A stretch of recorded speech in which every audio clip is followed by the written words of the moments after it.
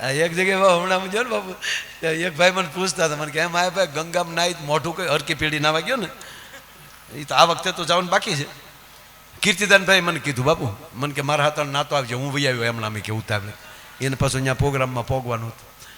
હા, એકવાર રાચે ખબર ને બાપુ કેવી ઠાઠ ને, સવારમાં વહેલા નીકળવાનું. હું રાચે નાવા લઈને ગયો બધા, એને પુનસીભાઈ ગઢવી કીર્તિભાઈ મને કે તો કાશ્ય કરવત મુકાવ, બાકી નાવાનું રહેવા દે.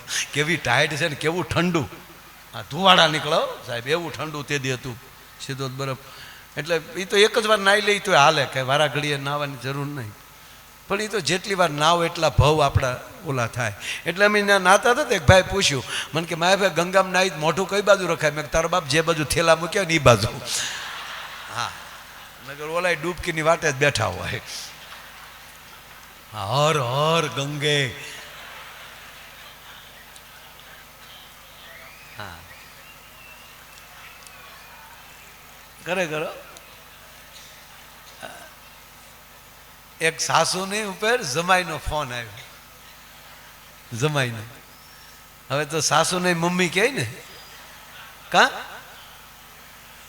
જો મારો વિરોધ નથી હો, કોઈ કહેતા હોય તો એનું ઊંધું ન લેતા. પણ એક કહું, હા, દીકરીના માવતરને 100% માવતરની તોડોવડ રાખો. શું કામ? એણે તમને દીકરી નથી આપી, એનો કાળજાનો કટકો કાઢીને આપ્યો છે. એના માવતરને સન્માન મળવું જ જોવે, પણ મમ્મી નો કહેવાય. હા, શબ્દ ઉપર એટલે પછી ભોગવવું પડે ખોટું. જો એ મમ્મી હોય તો એની દીકરી આપણે શું થાય? હે મમ્મી તમે આવી ગયા મોમ. મોમ થાય તારો બાપ બોમ.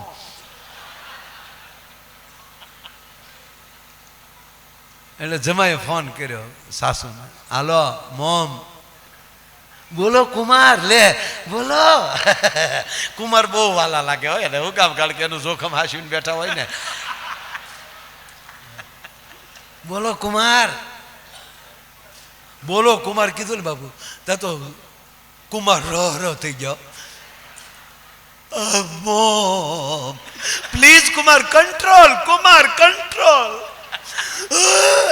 કુમાર મારા સમજે, હવે તમે જો માંગ નાખો તો તમે પાણી પી લો, સ્વચ્છ થઈ જાઓ. પ્લીઝ કુમાર, તમને પગે લાગો, પ્લીઝ કંટ્રોલ.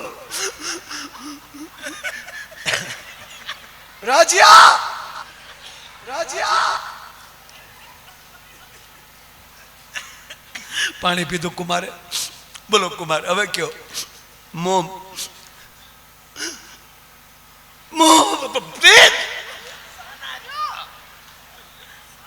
હાવ ઢીલા હું પડી જા કુમાર. મોમ હું 15 દી પહેલા જ ભણવા આવેલો ને. કે હા 15 દિવસ જ થયા, હજી દીકરી તો જે આટોય નથી આવી. એટલે જ કહું મોમ, 15 દી પહેલા હું ભણવા આવેલો, તમે અમને કેટલા હાચવ્યા. એટલે હાચવા જ જોવે ને, આખી જાનને કેટલી હાચવી. તમે હું કામ હાચવતા મને આજ ખબર પડી.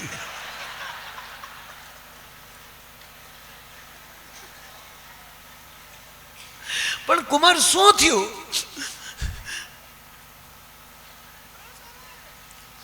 મોમ મને દિવસ યાદ આવે છે જ્યારે અમે વિદાય થતા હતા. તમારી દીકરી ગાડીમાં બેસી ગઈ, હું ગાડીમાં બેસી ગયો. ગાડીનો કાચ ખુલ્લો હતો અને તમે જે બે કોણી આમ ઠેરાવીને મારા માથા ઉપર હાથ ફેરવતા હતા. કુમાર ધ્યાન રાખજો, કુમાર ધ્યાન રાખજો, કુમાર ધ્યાન રાખજો. એ ચિત્ર મારી નજર સામે ફરે છે. હું આંખ વીચું તો મને મારો મોમ દેખાય છે. કુમાર કુમાર ધ્યાન રાખજો કહેતા હતા ને, કે હા કુમાર. ત્યારે મને એમ હતું કે તમે તમારી દીકરીની ભલામણ કરો છો. આજ મને ખબર પડી તમે મને કહેતા હતા કુમાર તમારું ધ્યાન રાખજો કુમાર. કારણ કે અમારું વાવાઝોડું ત્યાં આવે છે સાહેબ. માણહાઈની વાતો રહી, ઠીક છે, હાસ્યની વાતો અમે ગમે કહેતા હોય, પણ જેના જીવન ઉજળા હોય, જેનું સર્વસ્વ સદગુરુને અર્પણ હોય. તારો ભરોસો એક મોરારી, હે કૃષ્ણ, હે દ્વારકાધીશ. અમને તારી ઉપર ભરોસો છે. અને હે દ્વારકાધીશ, અમે તને રૂબરૂ ન મળી શકીએ તો અમારો સદગુરુ તું જગતગુરુ એમાં ઉતરજે. અને સાચી વાત તો એ છે બાપુ કે જેને ભરોસો હોય એનો જ આ પ્રોગ્રામ છે.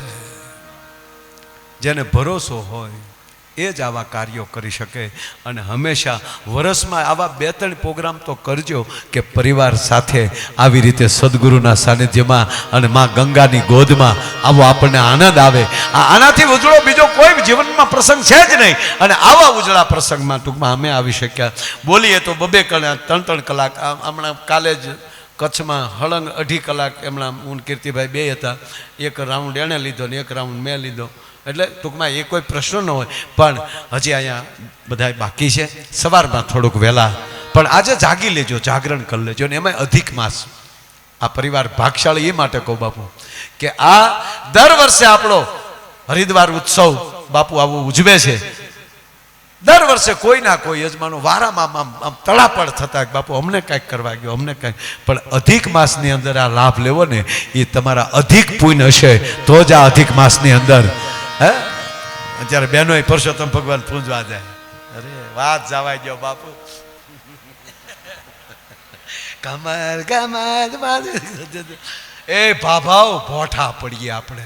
આ બાયુએ હું પૂન કર્યા છે તો આ 1 મહિનો એને કાઢીને દેવો પડ્યો. કોઈ દે આપણા ભાભાનો મહિનો આવ્યો એ કે ગાળો 2 ભાદરવા આ વખતે ભાભાવના. આપણે મંડળ વીખીને બેઠા પ્રમુખ થવામાં બાંધીને બે. એટલે ટૂંકમાં બધું મને અત્યારે સ્મરણ થાય છે. પણ હવે અત્યારે વધારે સમય ન લેતા